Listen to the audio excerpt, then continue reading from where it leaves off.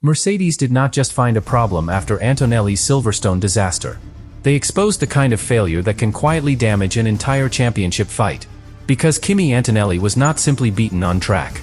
He was hit by a bizarre Mercedes mechanical problem, at one of the worst possible moments, in a race where every point mattered, while Leclerc gained a huge boost and the title picture shifted in front of everyone.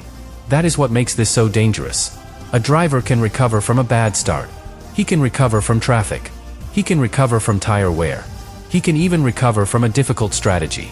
But he cannot recover from a car that takes the race out of his hands. And now Mercedes has to answer the question every rival is asking. Was Silverstone just one strange failure, or was it the first sign that Antonelli's title fight has a hidden weakness? A bizarre Mercedes failure. A major championship blow. A problem finally found. A race that slipped away without Antonelli being able to stop it. And now, the most important question is not whether Antonelli has the speed. It is whether Mercedes can give him a car that survives when the pressure is highest. Subscribe to the channel. To understand why Antonelli's Silverstone failure hit Mercedes so hard, you have to understand the difference between losing a race and having a race taken away from you. Those are not the same thing. When a driver loses a race on pace, there is pain, but there is also clarity. The rival was faster. The tires behaved differently. The setup was not right. The strategy missed the window. The team can measure the gap, understand the weakness, and attack the next weekend with a clear target. But when a mechanical problem destroys the result, the pain is different. Because the driver is not beaten in the normal way. He is removed from the fight. And that is exactly why Antonelli's Silverstone story matters so much. The source points to a bizarre Mercedes failure, and to that failure becoming a major title fight blow. That wording is important, because it tells us this was not just a routine problem hidden inside a normal race. It was strange enough to stand out, serious enough to shape the result, and costly enough to matter in the championship conversation. For Antonelli, that is brutal. Because at this level, a young driver fighting near the top does not only need speed. He needs proof. Proof that he can handle pressure. Proof that he can keep scoring. Proof that when the race becomes chaotic, he can still bring home something valuable. Every Grand Prix becomes evidence. And Silverstone was supposed to be another piece of evidence that Antonelli belonged in that fight. Instead, it became a warning. Not about his talent. About the machine underneath him. That is the cruel part. A mechanical failure does not care how good the driver was feeling. It does not care whether the race plan was working. It does not care whether the driver had pace left, tires left, or strategy left. Once the failure arrives, the driver's options shrink instantly. He can report the feeling. He can follow instructions. He can manage what remains. But he cannot drive around a broken car forever. That is why this kind of problem is so damaging psychologically. From the outside, people see the classification. They see the lost points. They see the headline. But inside the cockpit, the driver feels something much more personal. He feels control leaving him. And for Antonelli, that matters because control is exactly what a title contender must build. A championship is not only won by producing brilliant moments.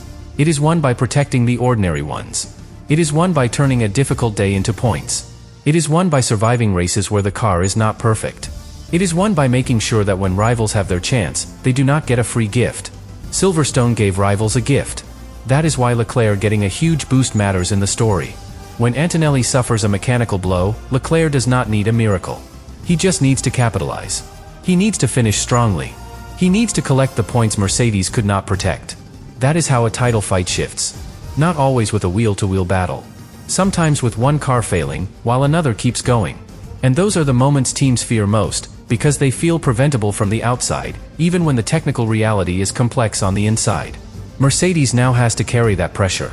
The source says Mercedes finally found the problem, but it does not give a full public breakdown of the exact technical cause. That means the responsible story is not to invent a specific component, or pretend we know more than the file gives us. The real story is the uncertainty around a bizarre failure, and the responsibility Mercedes now has after finding the issue. Because finding the problem is only the first step. The real test is making sure the problem does not return. That is what Antonelli needs. Not a headline saying the problem was found. Not a vague explanation. Not a promise that things should be fine. He needs proof. Proof that the car can finish under pressure.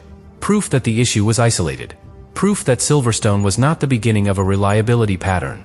Proof that when he fights for major points again, Mercedes will not be the reason the result disappears. That proof cannot be spoken into existence. It has to be driven. Lap after lap. Session after session. race after race. Because trust in Formula One is not rebuilt by language. It is rebuilt by behavior. A car earns trust by doing the same thing correctly again and again. It starts when the driver leaves the garage and nothing feels strange. It grows when the car completes a long run without concern. It strengthens when qualifying arrives and the driver can push without carrying doubt. It becomes real when race pressure arrives and the car survives. That is what Mercedes now owes Antonelli. A car that lets him stop thinking about Silverstone. Because if the memory stays alive, it can affect everything. The next time the car feels unusual, even for a moment, the question appears. Is it happening again? The next time the team mentions a setting change, the question appears. Are they protecting something? The next time Antonelli is fighting near the front, and the race begins to stretch into its most important phase, the question appears again. Will the car last? That question is dangerous. Not because Antonelli lacks courage. He does not. Not because he cannot handle pressure. He can. But because Formula One at the front is too tight for mental noise. A driver needs focus to be clean. He needs confidence to attack. He needs trust to take the margin out of a corner, brake later, lean on the tires, and put the car exactly where it needs to be. If part of his mind is occupied by reliability doubt, even slightly, Mercedes has already lost performance. That is why mechanical problems are more than engineering problems. They are driver problems. They are strategy problems. They are championship problems. Because once reliability becomes a question, everything else becomes harder. Strategy becomes more conservative. Engineers become more cautious. The driver becomes more sensitive to every change. Rivals become more aggressive because they sense weakness. And the team has to spend energy proving the car is healthy instead of simply making it faster. That is the trap Mercedes must avoid. They cannot allow Antonelli's Silverstone failure to become the start of a narrative. One bizarre failure can be survived. One race can be explained. One title blow can be recovered. But if another problem appears, the story changes immediately. Then people stop saying Silverstone was strange. They start saying Mercedes has a reliability issue. And once that label attaches to a championship fight, it is extremely hard to remove. Every future incident gets connected. A garage delay becomes suspicious. A component change becomes a clue. A slow-out lap becomes speculation. A radio message becomes evidence. A small loss of pace becomes part of the same story. That is how a single failure can grow teeth. And Mercedes knows this. They have been in championship fights before. They know that reliability is not just a technical department concern. It is the spine of a title campaign. You can be fast, but if the car does not finish, the speed becomes almost useless. You can have an exceptional driver, but if the machinery keeps taking results away, the driver begins fighting two enemies. The rivals ahead, and the car underneath him. Antonelli cannot afford that. Not in a season where every point matters, and not against rivals who will punish every missed opportunity. This is why Silverstone hurts beyond the result sheet. Because it gave opponents a reason to believe Mercedes could be vulnerable at exactly the wrong time. Ferrari will look at Antonelli's problem and see opportunity. Red Bull will look at it and see pressure. McLaren will look at it and see a door. Every rival will understand that if Mercedes has uncertainty around Antonelli's car, then the way to hurt them is simple. Stay close. Force them to push. Make them operate under pressure. And wait to see if the weakness returns. That is ruthless, but that is Formula One. Nobody gives a title contender time to heal. They attack the scar. And right now, Silverstone is the scar Mercedes has to cover with proof. The first major lesson is that Antonelli's failure was not only about the mechanical issue itself. It was about timing. A mechanical problem in a title fight lands differently. It does not just ruin a Sunday. It changes the emotional balance of the championship. It gives one rival momentum and gives the affected team questions. It makes every next race feel like a test of whether the issue is truly gone. And for a young driver, that test is even heavier.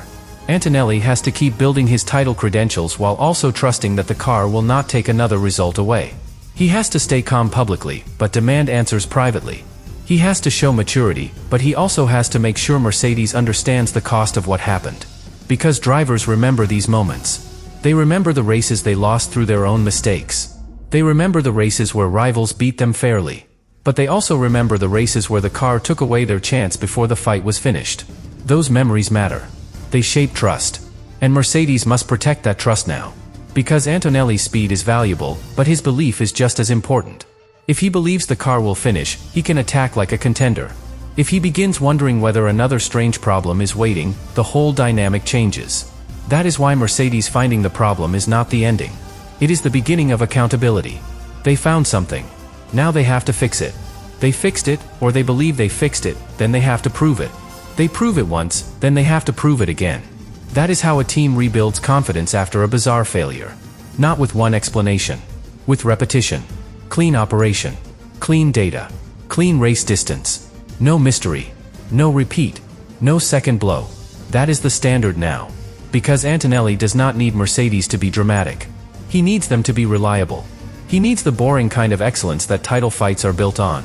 A car that starts, runs, responds, and finishes. A car that lets the driver think about rivals, not survival. A car that turns pace into points instead of turning pressure into questions. That is what Silverstone took from him. Certainty. And that is what Mercedes has to give back. The first block of this story is not really about a broken part. It is about a broken race. A race where Antonelli's championship momentum was exposed to something outside his control. A race where Mercedes had to explain a bizarre failure instead of celebrating a clean result. A race where Leclerc gained, rivals watched, and the pressure around the next Mercedes race became much heavier. That is why this matters. Because if Mercedes solves it, Silverstone becomes a painful lesson. If Mercedes does not solve it, Silverstone becomes the moment everyone looks back on and says, that was the warning.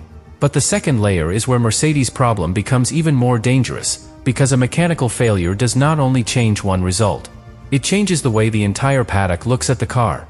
Before Silverstone, Antonelli could be judged mostly on his driving. His pace. His racecraft. His ability to handle pressure. His ability to stay calm when the championship picture starts tightening around him. After Silverstone, another question entered the room. Can Mercedes keep his race alive when it matters most? That question is brutal because it follows the team everywhere. It follows them into the garage. It follows them onto the grid. It follows them through every radio message. It follows them every time Antonelli is running near the front and the race begins to enter the phase where points become real.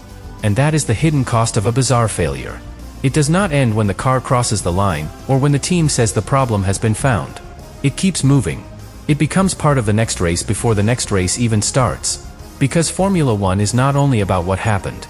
It is about what people believe might happen next. That is why rivals will be watching Mercedes differently now. Ferrari will watch because Leclerc already gained from the situation.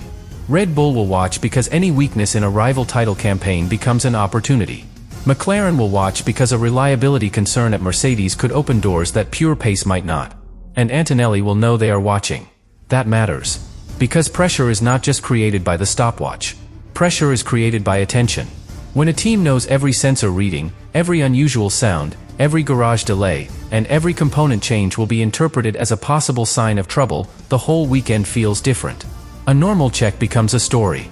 A delayed run becomes a theory. A small radio message becomes a clue. A minor issue becomes part of a bigger pattern before the team even has time to explain it. That is what Mercedes has to stop immediately. They cannot allow Silverstone to become the beginning of a reliability narrative. Because once that narrative begins, it grows very fast. One strange failure becomes the warning. A second problem becomes confirmation. A third issue becomes the identity of the car. And once a car is given an identity like that, it takes a long time to escape it. Mercedes cannot let Antonelli's car become known as fast but fragile, or promising but vulnerable, or capable of fighting but not always capable of finishing. That would be devastating in a title fight. Because a championship car does not only need speed. It needs credibility. It needs to convince the driver, the team, and the rivals that it will be there at the end of the race. It needs to turn effort into points. It needs to make every strong stint matter. If the car cannot finish the job, everything else becomes weaker. Strategy becomes weaker because the team cannot rely on the plan lasting long enough. Pace becomes weaker because speed that disappears before the checkered flag does not scare anyone. Driver confidence becomes weaker because the driver starts carrying questions he should not need to carry. And rivals become stronger because they smell a chance. That is how reliability changes the psychology of a championship. It gives hope to everyone else. The most dangerous thing Mercedes can give its rivals is not data. It is belief. Belief that Antonelli can be beaten without being beaten on track. Belief that if they keep pressure on him, if they stay close enough, if they force Mercedes into stress, something might happen. Belief that the silver car may not be as safe as it looks.